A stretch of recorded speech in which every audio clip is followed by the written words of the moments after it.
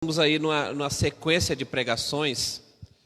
Estamos numa sequência de pregações acerca do pecado de Davi, que nós intitulamos aqui a Batalha Invisível. Por que Batalha Invisível? Porque Davi deveria estar numa batalha real, numa batalha física, com o seu exército, ficou em casa e acabou enfrentando uma batalha pior do que aquela que ele enfrentaria lá na guerra. Que é essa batalha invisível que acometeu Davi, que iniciou com a sua ociosidade, com ficar em casa, com ficar pensando coisa errada, por cobiçar a mulher do próximo, e com isso ele acabou adulterando e depois planejou a morte de Urias, e com isso aconteceu muitas coisas. Tenho falado isso nesses dias, desde o início do mês, e faço questão, irmãos, todo início de culto nesse mês, explicar tudo que já foi falado, para que a gente saiba o contexto daquilo que nós estamos falando. Lá no comecinho, que eu falei sobre essa questão de Davi e Batseba, que está lá em 2 Samuel capítulo 11, versículo 1 ao 31, todo o capítulo de 2 Samuel capítulo 11, não vou ler para os irmãos, porque hoje já estamos bem adiante no texto, Então, eu separei essa pregação em 4 pontos específicos. Primeiro ponto, porque nós estamos falando nesses dias em relação ao pecado. Pecado. Começou lá quando nós estávamos falando acerca da questão seguinte: fala-se muito da vitória de Davi sobre Golias, dessa guerra e dessa intrepidez de Davi, enfrentando Golias, matando Golias ali, trazendo a vitória para o povo de Deus. E pouco se fala sobre Batseba. E por isso nós entramos nesse assunto, porque a igreja precisa ouvir mais sobre isso. A igreja precisa saber mais sobre o pecado e estar em alerta. Nós precisamos estar alertas, irmãos, sobre isso. Então, os 4 pontos principais foi motivação. Começamos lá no primeiro final de semana do mês falando sobre motivação. E isso acontece muito quando a gente vai conversar com pessoas que estão passando por algum problema, no gabinete pastoral, na conversa de tomar um cafezinho. As pessoas falam muito do que está acontecendo. Tá tendo briga, está tendo confusão, e está acontecendo isso, isso e isso. Tá, beleza, isso é ação. Eu quero saber qual a motivação, de onde vem isso, de onde vem a chateação, quantos anos tem uma coisinha somando com a outra, até chegar ao ponto que chegou. Isso é motivação. Motivação. Tem gente, por exemplo, que eu preciso passar no vestibular, eu preciso terminar uma faculdade, eu preciso fazer a minha empresa crescer, eu preciso ganhar dinheiro. Beleza, você quer vencer na vida, legal, mas vai ver a motivação da pessoa. É por quê? Porque lá atrás alguém falou para ela: você nunca vai ser nada na vida. Aí a motivação dessa pessoa é querer provar para aquela outra pessoa que ele consegue vencer, que ele consegue ser alguém na vida. Essa motivação não é uma motivação plausível para se vencer na vida. Se vencer na vida, você tem que ter como objetivo de vencer na vida, porque você foi feito para vencer, porque você foi feito por Deus para não ser cauda e sim cabeça, Esse jargão pastoral tão falado por aí. Então, falamos na motivação no primeiro final de semana. Por motivação, quais são as motivações de Davi? As motivações são: ele estava ocioso, independência de Deus, autoconfiança. Por quê? Porque se ele tivesse conversado com Deus, e por isso que eu falo de independência de Deus, porque eu tenho certeza, se ele tivesse conversado com Deus: Deus, o que é para me fazer? Deus ia falar para ele: Davi, vai para a guerra, todos os reis estão na guerra com o seu exército, e você está em casa. Mas não, mandou o exército para a guerra e ficou ali ocioso, parado em casa. Acabou enxergando a mulher ali no jardim e pau, e aconteceu tudo. Motivação, ociosidade, independência de Deus e autoconfiança. Cuidado com isso, meus irmãos, minhas irmãs. Nunca perca a sua dependência de Deus, nunca perca o seu tino pela oração, a sua vontade de orar, a sua vontade de adorar. E hoje eu vou falar um pouco sobre isso. Segundo ponto que nós tratamos no segundo final de semana foi ação, que foi o pecado em si. Falamos daquilo que Davi fez realmente, que foi isso que eu falei no começo. Ele estava ocioso, cobiçou a mulher do próximo, ele cometeu adultério com Batseba, tramou a morte de Urias, mentiu, tudo isso para se safar da questão do pecado que ele cometeu, que foi se deitar com Batseba. Então, isso e eu falei naquele dia, né, que, lendo o livro de Salmos, que um abismo chama outro abismo. Por isso nós temos que tomar cuidado com o pecado. Porque a gente acaba cometendo mais pecado para esconder o pecado cometido e vira uma bola de neve e a gente não sabe mais como sair dessa teia. Temos que tomar cuidado com isso, tá? E naquele dia, na segunda pregação, eu falei sobre essa questão de confessar o pecado, falar com Deus sobre aquilo que está acontecendo e tenha certeza que Deus vai lhe dar uma saída em nome de Jesus. Semana passada foi o terceiro ponto, que foi, primeiro ponto é motivação, segundo ponto, ação, e terceiro ponto foi consequência. Consequência. Semana passada nós falamos sobre consequência, aquilo que foi as consequências do pecado na vida de Davi. As consequências foi, primeiro, o filho da conjunção carnal que aconteceu entre Davi e Batseba, a criança morreu. E depois a família de Davi passou por uma turbulência muito grande. Toda a família de Davi foi destruída. Amnon violentou Tamar.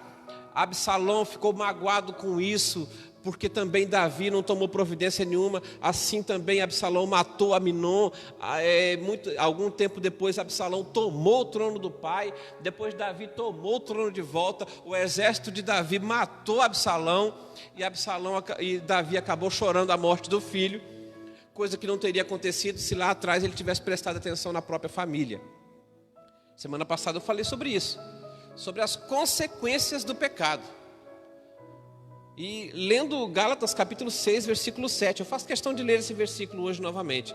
Gálatas capítulo 6, versículo 7, que fala dessa consequência daquilo que a gente pensa que por Deus, a essência de Deus é amor.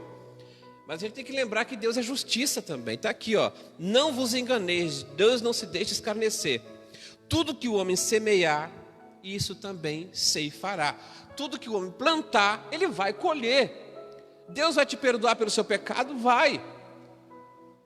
Deus vai te trazer para perto dele? Vai. Só que ele não vai tirar.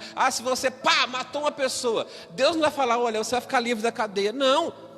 Deus vai te perdoar, fala, você está salvo, pediu perdão para Deus, eu te salvo. Só que você vai ter que pagar pelo que você fez. Deus não tira a consequência do seu pecado. E por que isso? Porque isso é justo. Porque isso é justiça. Então você quer uma receita para você ser feliz e para não passar o tempo todo sofrendo consequências dos seus erros? Para de errar, para de cometer pecado, para de cometer transgressão ao que Deus instituiu para a sua vida, para a nossa vida.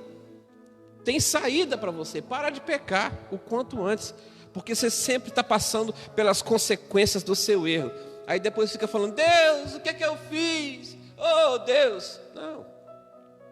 Você sabe o que você fez, né? Então, na semana passada nós falamos sobre isso, consequência. E hoje eu vou falar sobre restauração. Restauração. Davi passou por tudo isso. Davi passou por esse rebuliço todo na vida dele. Só que mesmo assim, o próprio Paulo, lá em Atos, já falou que Davi é o homem segundo o coração de Deus. E na Bíblia, Davi é chamado o homem segundo o coração de Deus. Como pastor, uma pessoa que passou por tantos problemas, que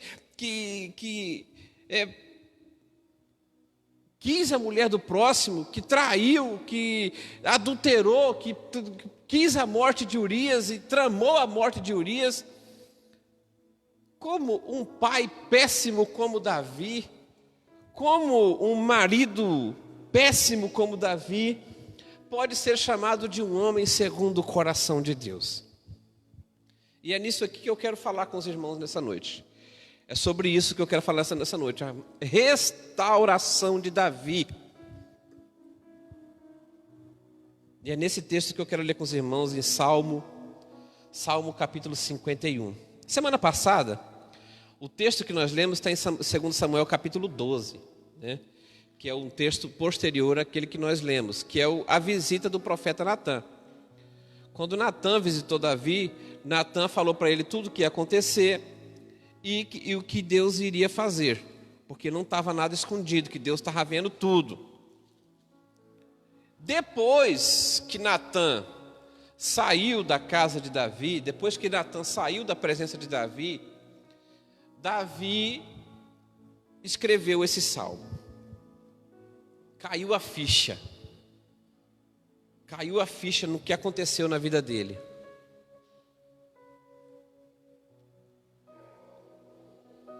E aqui eu vou ler até o versículo 12. Do 1 ao 12. Salmo 51, versículo 1 ao 12. Compadece de mim, ó Deus, segundo a tua benignidade. Apaga as minhas transgressões. Isso é Davi falando com Deus, depois que Natã deu aquele puxão de orelha nele. Apaga as minhas transgressões, segundo a multidão das tuas misericórdias. Lava-me completamente da minha iniquidade e purifica-me do meu pecado. Pois eu conheço as minhas transgressões e o meu pecado está sempre diante de mim.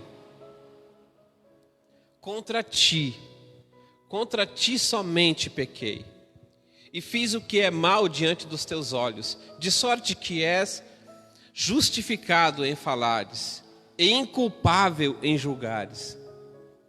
Eis que eu nasci em iniquidade, e em pecado me concedeu a minha mãe.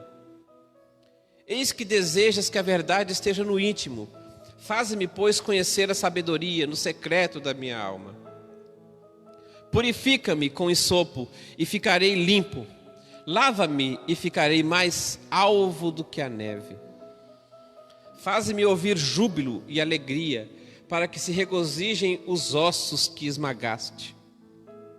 Esconde o teu rosto dos meus pecados e apaga todas as minhas iniquidades.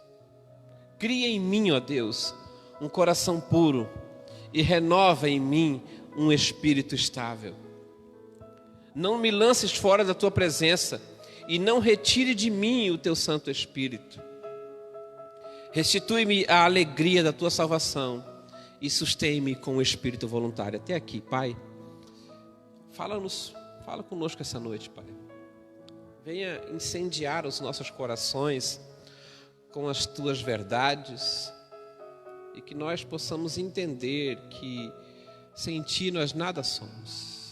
Nós temos que seguir diante do Senhor com sinceridade, com sabedoria. Sabedoria trazendo do alto, que vem do teu Santo Espírito. Ajuda-nos a entender isso cada dia mais. Em nome de Jesus. Amém, amém e amém. Então essa foi a oração de Davi, irmãos. E é uma oração corajosa. Uma oração que nós poderíamos, quando encontrarmos em pecado, que seja todo dia, ter coragem de falar essas palavras ao Senhor. E por que afinal de contas, Davi é chamado o homem segundo o coração de Deus? Por que a Bíblia fala que ele é o homem segundo o coração de Deus, sendo ele um homem que cometeu tantos pecados? Porque a gente vê isso nessa oração. A gente vê isso em vários outros salmos que Davi fez. Davi, em momento nenhum, ele tentou culpar outra pessoa pelo que ele fez. Davi, em momento nenhum, tentou apontar o dedo, achar um culpado para o próprio erro dele.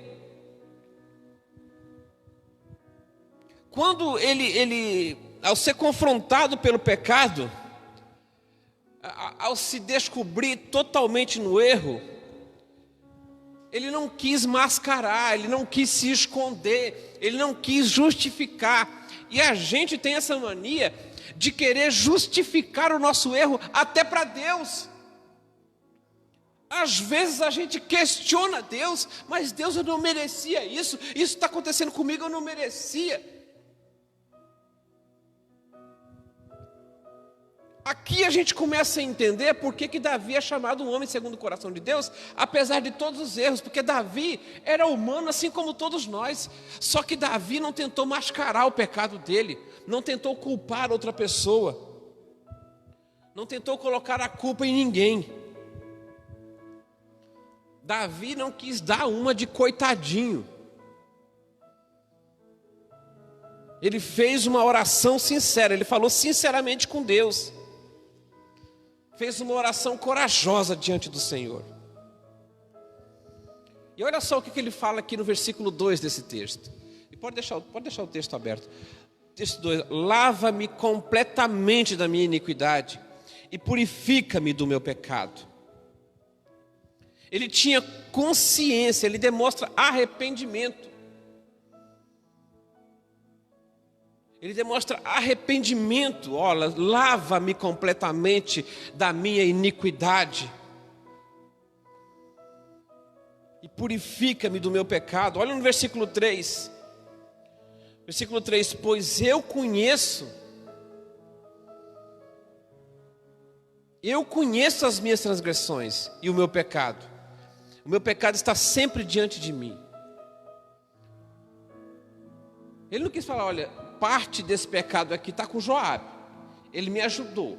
Não, ele sabia que a culpa era dele, porque foi ele que planejou tudo. Parte do meu pecado é de Batseba, Senhor. O que aquela mulher estava fazendo, tomando banho nua no pátio do palácio? A culpa é dela. Não. Quem tinha compromisso com Deus, o homem que Deus buscou, o homem que Deus ungiu, o homem que Deus alcançou foi Davi. Então não tem nada que colocar a culpa em Batseba.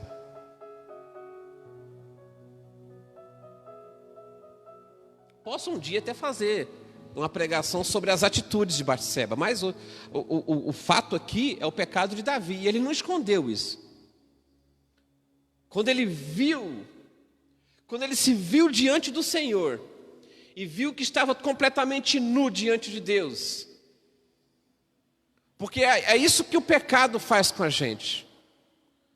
Desde o começo, quando Adão e Eva comeram do fruto proibido, do fruto que não deveriam comer, a primeira coisa que aconteceu foi com ele, está na Bíblia: e abriram seus olhos e viram que estavam nus, e se esconderam de Deus atrás de uma moita. É isso que o pecado nos faz sentir envergonhado diante de Deus, nos faz sentir vergonha do Senhor. E aqui eu quero abrir um parênteses aberto.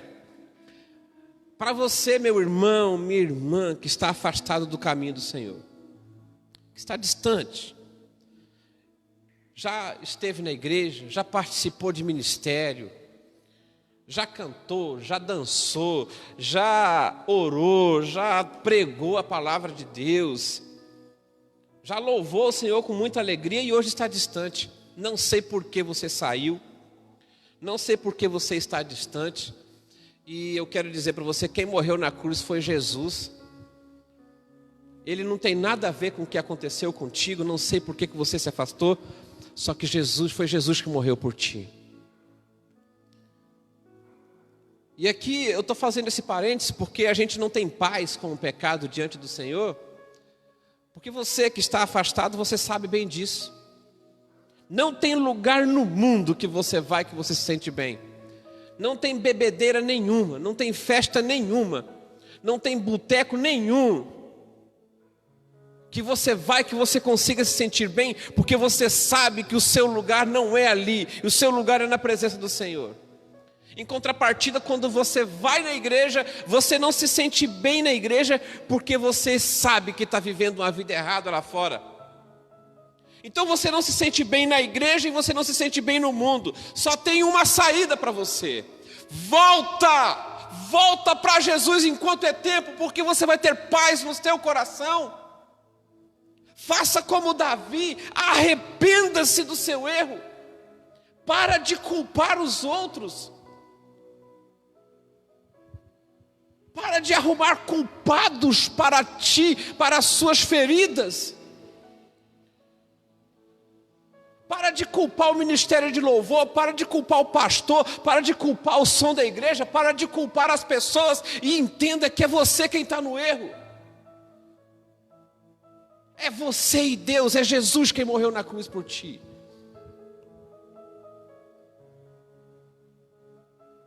Fecha parênteses.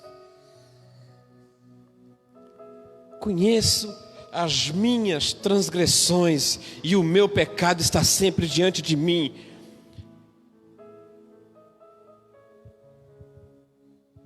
Olha o versículo 4 desse texto. Contra ti somente pequei e fiz o que era mal diante dos seus olhos. Ele tinha consciência de que feriu o coração de Deus. Ele tinha consciência de que o problema de tudo que aconteceu era entre ele e Deus. A primeira coisa que eu falei sobre motivação lá atrás, motivação, que era ociosidade, está parado, cabeça parada, oficina do diabo. Independência de Deus, autoconfiança. Ele entendeu que foi contra Deus, que foi com Deus o problema dele. Contra ti somente eu pequei. Ele sabia que o problema dele não era com Urias, com Batseba, com Absalão, com a família dele, não. Ele sabia que foi Deus quem ele machucou o coração. Isso aqui fazendo, obviamente, o antropomorfismo, né? Que é ferir o coração de Deus, é dar a Deus a coisa que é humana. Deus não tem mão, ou braços, ou coração. A gente faz isso para que as pessoas entendam. Isso é antropomorfismo. Assim, quando a gente fala que Deus, quando a Bíblia fala, por exemplo, que Deus se arrependeu e tal, esse tipo de coisa, se é antropopatia, né? Dar sentimentos humanos a Deus. Deus não tem esses sentimentos. A essência de Deus é o amor. É o amor, simplesmente. Mas os autores, eles colocam essas palavras para que a gente possa entender, claro, obviamente. Ele tinha consciência de que o pecado dele feriu o coração de Deus. Aí olha só no versículo 7. Purifica-me com o hisopo e ficarei limpo. Isso não é... Essa palavra aqui não é tão simples. Isso aqui que Davi falou é muito sério. E ficarei limpo, lava-me e ficarei mais alvo que a neve. Por que eu falo que não é tão simples?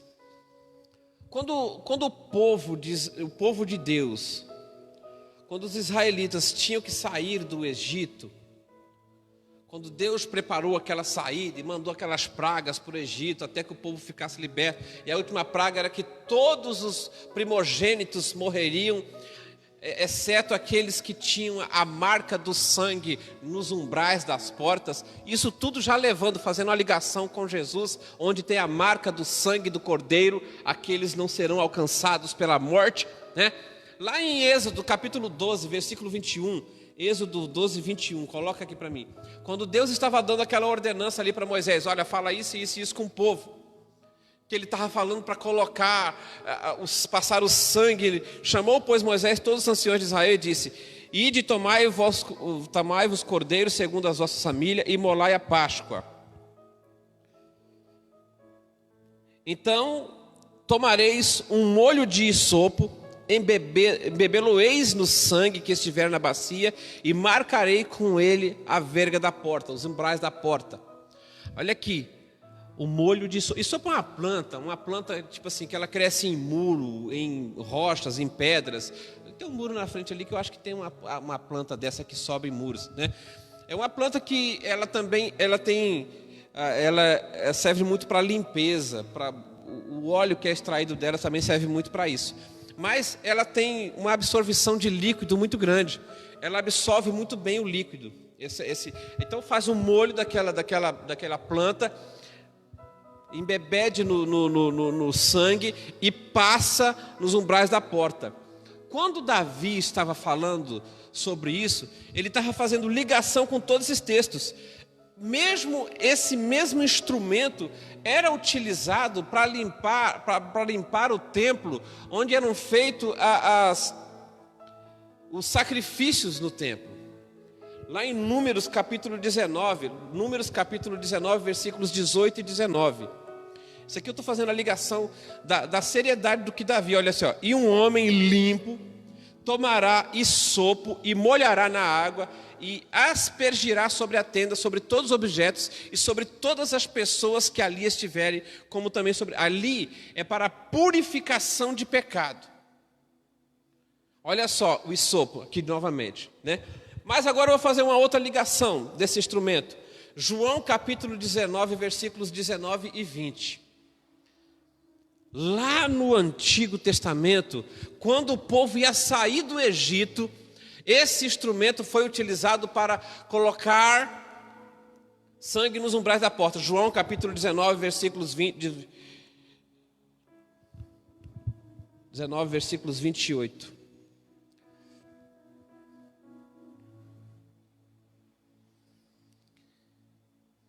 Depois, sabendo Jesus que todas as coisas já estavam consumadas para que se cumprisse a Escritura, disse: tenho sede. Estava ali um vaso cheio de vinagre. Puseram, pois, numa cana de hisopo e uma esponja ensopada de vinagre e lhe chegaram à boca. Quando fala-se cana de hisopo aqui, a gente pensa assim, mas como assim? Era uma vara de hisopo? Não tem como ter uma vara de hisopo, porque é uma plantinha pequena, né?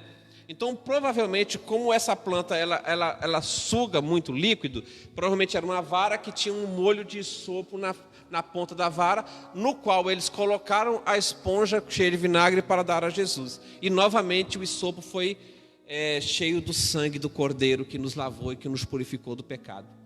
Tudo isso aqui eu estou explicando para mostrar para os irmãos a seriedade com que Davi falou aqui no versículo 7. Purifica-me com hisopo e ficarei limpo. Era um instrumento utilizado tanto na libertação dos escravos do Egito, quanto na purificação dos pecados no templo. Davi sabia que estava falando com Deus acerca de uma coisa muito séria.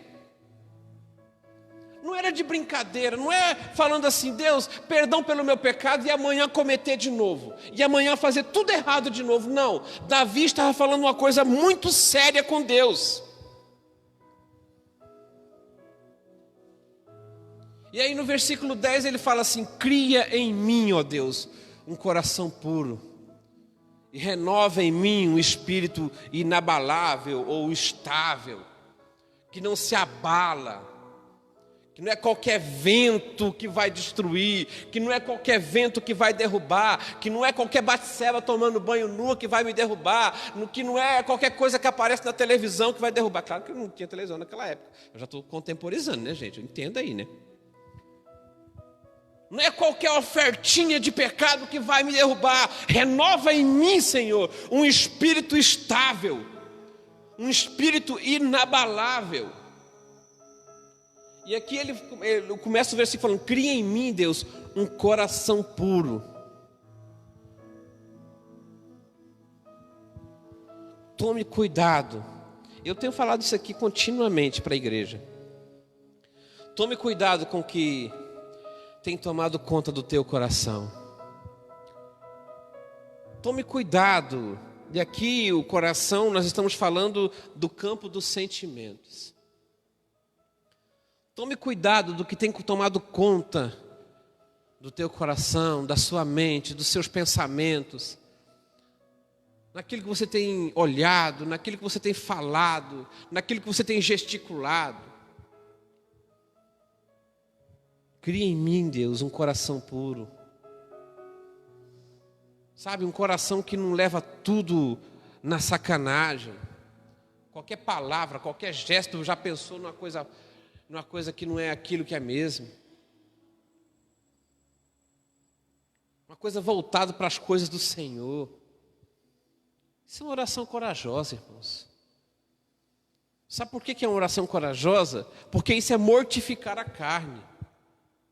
Porque as coisas que a carne nos oferece, sem demagogia ou hipocrisia qualquer, as coisas que a carne oferece são gostosas mesmo. Só que são todas passageiras, depois você quer de novo, no outro dia você quer de novo, e sempre de novo, e de novo, e de novo. Isso te escraviza.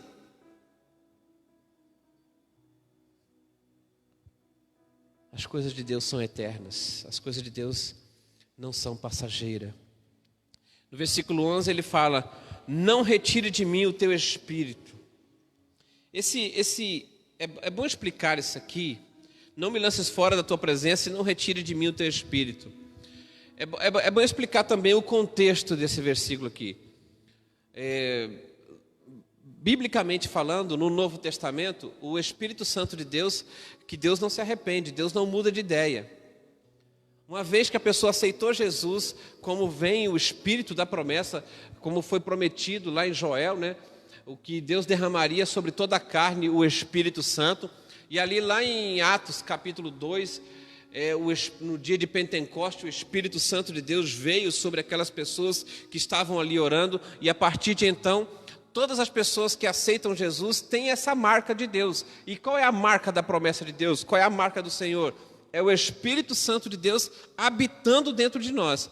Todo aquele que aceita Jesus ganha no ato da aceitação, no ato da conversão, o direito de se tornar filho de Deus e a de ser morada do Espírito Santo do Senhor. E Deus não muda de ideias, Deus não retira o Espírito Santo dele de ninguém. Então por que Davi falou isso aqui? Porque no Antigo Testamento era outro contexto. No Antigo Testamento, por isso que a promessa era: eu derramarei sobre toda a carne meu Espírito. No Antigo Testamento não funcionava assim. O Espírito Santo do Senhor habitava em profetas, reis, sacerdotes, e mesmo assim, não continuamente. E o que aconteceu? Davi acompanhou Saul antes da morte de Saul. Várias vezes Davi teve que ser chamado no palácio, porque a partir do momento que Davi foi ungido na casa do pai dele, na casa de Jessé, a partir do momento que Deus ungiu Davi rei, o Espírito do Senhor se retirou de Saul e foi para Davi. E por várias vezes Davi foi chamado no palácio para tocar e cantar para Saul, para que espíritos imundos, demônios, saíssem de perto dele, porque estavam atormentando ele. E viu que Saul se tornou uma pessoa totalmente louco. Davi começou a perseguir todos, tinha mania de perseguição. Perseguiu Davi, tentou matar Davi um monte de vezes. Então Davi, nesse contexto, sabendo o que aconteceu com Saul, ele fala isso aqui com Deus: não me lance fora da tua presença e não retire de mim o teu Santo Espírito. Porque ele viu o que aconteceu com Saul e não queria o que acontecesse com ele também.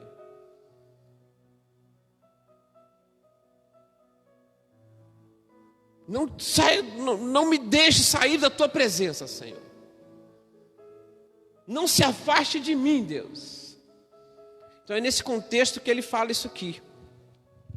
E vem aqui o versículo 12, em que ele fala: restitui-me a alegria da tua salvação e sustém-me com um espírito voluntário.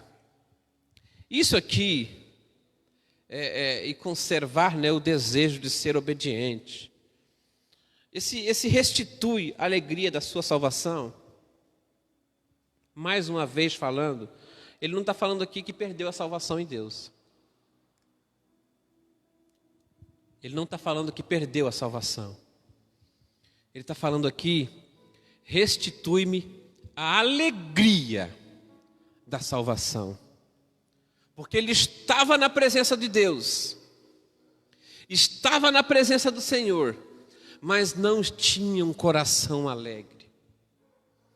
E quantas vezes isso acontece, trazendo agora para o nosso contexto. Que mesmo a pessoa na igreja, mesmo a pessoa na presença do Senhor, não consegue sentir alegria.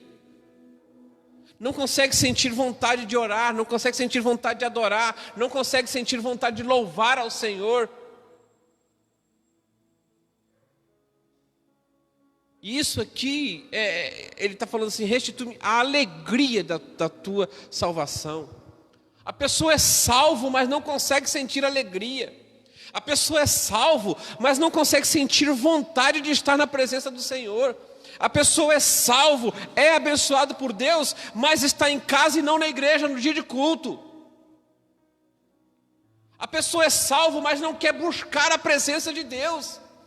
E ele está falando aqui, Senhor, devolva-me a alegria da tua salvação. Eu quero demonstrar alegria na tua presença, Senhor.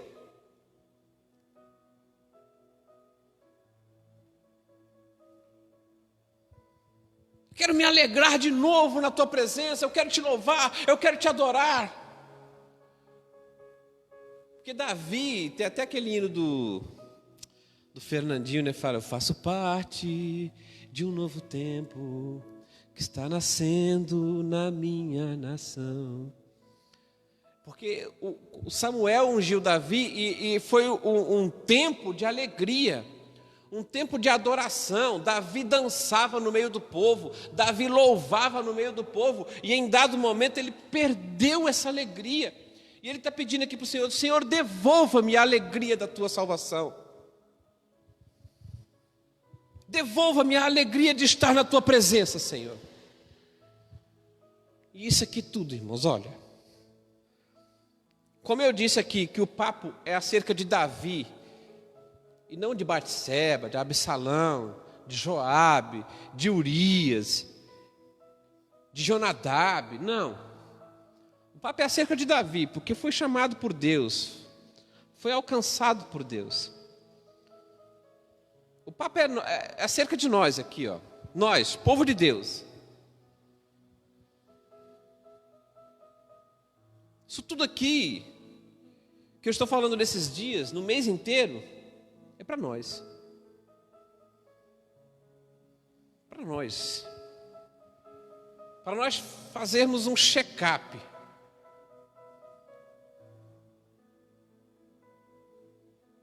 Olhar no espelho e falar assim, Deus, o que está acontecendo comigo? O que está acontecendo comigo, Senhor? O que está me paralisando? O que está tirando a minha vontade de te adorar? Por que eu estou distante, Senhor? Fazer uma autoanálise. Porque nós queremos nos alegrar na presença do Senhor. Celebrar na presença do Senhor. Como ele diz aqui, cria em mim, ó Deus, um coração puro. Tem um coração puro. Um coração inabalável. Olhar para o Senhor. Quero que você fique de pé, que eu quero orar por você. Você que está aí na sua casa, continue prestando atenção no culto. Deixa Deus continuar falando ao teu coração. Sabe, essa questão que eu estou falando aqui, irmãos, isso tudo que aconteceu, o pecado de Davi, isso tudo é o homem segundo o coração de Deus. Então nós somos falhos. Se Davi falhou, nós também falhamos, mas o que nós não podemos ser é hipócritas a ponto de querer esconder o nosso erro ou colocar a culpa em outra pessoa. Por que Davi é chamado o homem segundo o coração de Deus? Porque ele não se escondeu na presença do Senhor. Ele não mascarou. Ele resolveu chegar na presença, e Deus, é eu mesmo. Foi eu mesmo que errei, foi eu mesmo que fiz. E Deus sabe que nós não podemos atingir a plena perfeição.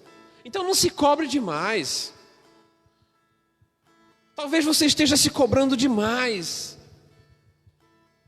Talvez você queira a plena perfeição, e essa plena perfeição nós vamos alcançar no céu.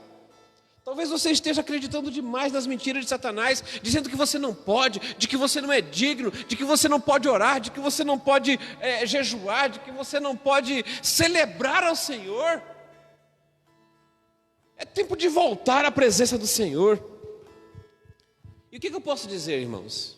Com toda sinceridade. Antes de louvarmos, o que eu posso dizer? De verdade, que Davi, e por que eu estou falando isso para a igreja de maneira tão séria? Porque Davi, infelizmente, ele nunca seria aceito na igreja. Hoje, qualquer igreja que ele chegasse, Davi, o rei Davi, o homem que escreveu tantos salmos, ele nunca poderia ser um pastor na igreja atualmente. O homem que é chamado o homem segundo o coração de Deus. Acredito que nenhum de nós, crentes, gostaríamos de ser amigo de Davi. Porque a gente quer isso. A gente quer que todo mundo seja o santão, que seja o perfeitão, mas a gente mesmo não é. Nenhum de nós confiaríamos em deixar nossa esposa com Davi. Quem ia confiar em deixar sua esposa com Davi? Depois ele tramar a sua morte ainda além de pegar a esposa, ainda que tramar a sua morte. Ninguém confiaria.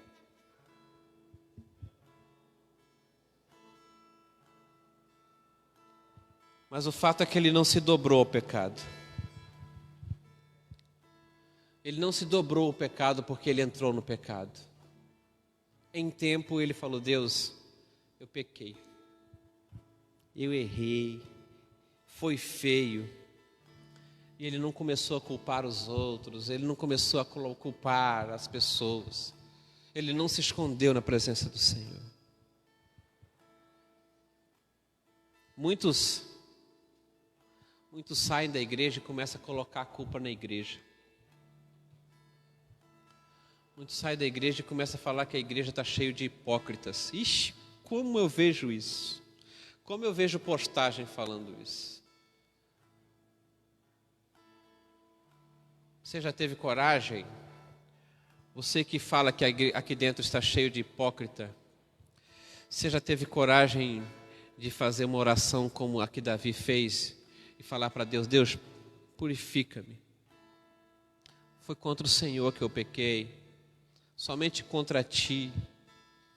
Devolve-me a alegria da tua salvação. Fui eu que errei.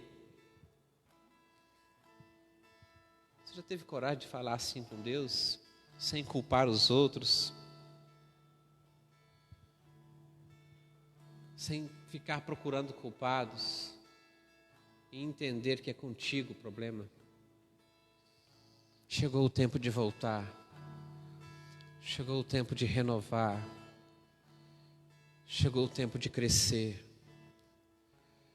Chegou o tempo de adorar ao Senhor, de louvar ao Senhor, de cuidar da sua família, cuidar da sua casa, cuidar dos que são seus.